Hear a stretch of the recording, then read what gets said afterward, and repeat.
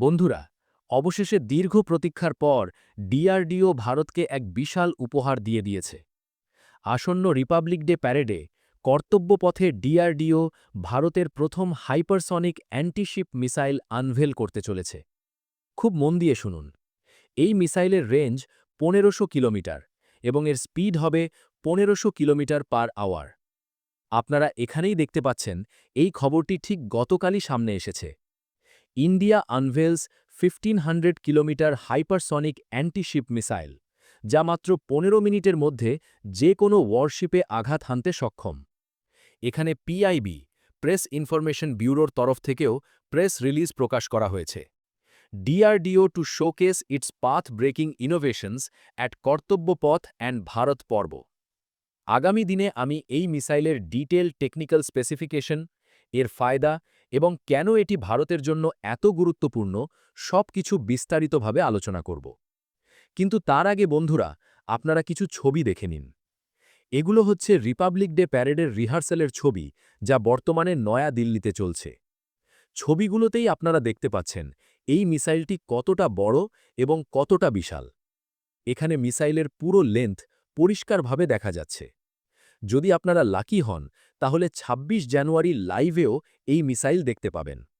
বন্ধুরা, এটি ভারতের জন্য একটি খুবই বিশেষ খবর এবং এর পেছনে ৩-৪টি বড় কারণ রয়েছে।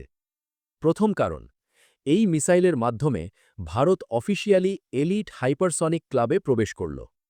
আমি আগেই বলেছি, একটি অ্যান্টিশিপ মিসাইল বানানোই অত্যন্ত কঠিন, আর তার উপর যদি সেটি হাইপারসনিক স্পিডের হয়, তাহলে আপনি সত্যিই বিশ্বের এলিট ক্লাবে ঢুকে পড়েন। এই মুহূর্তে বিশ্বের মাত্র ৩টি দেশ, আমেরিকা, রাশিয়া এবং চীন, এই ধরনের মিসাইল তৈরি করতে পেরেছে, এবং এখন চতুর্থ দেশ হিসেবে ভারত সেই তালিকায় যুক্ত হল।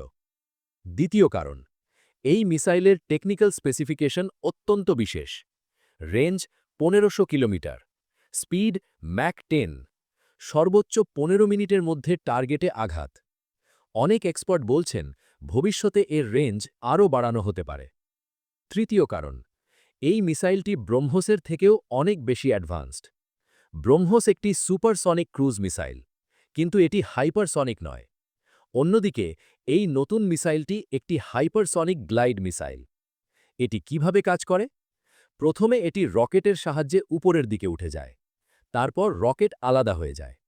এরপর এটি গ্লাইড মোডে থেকে টার্গেটের দিকে যায়।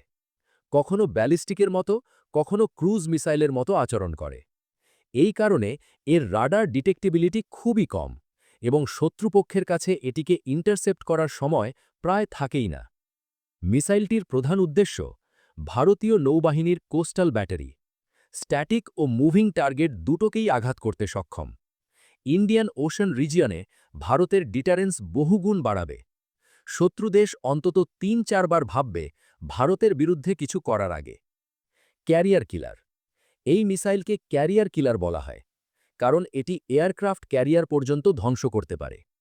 বর্তমান নৌ ডিফেন্স সিস্টেমগুলো সাবসনিক ও সুপারসনিক মিসাইল আটকাতে পারে, কিন্তু হাইপারসনিক মিসাইল আটকাতে পারে না, বিশেষ করে যেগুলো মাঝপথে দিক পরিবর্তন করে।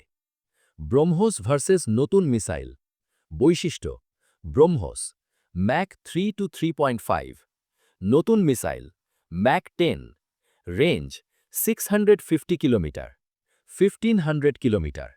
Type: cruise missile, hypersonic glide. Radar signature: কম, আরও কম। আত্মনির্ভর ভারতের বড় জয়।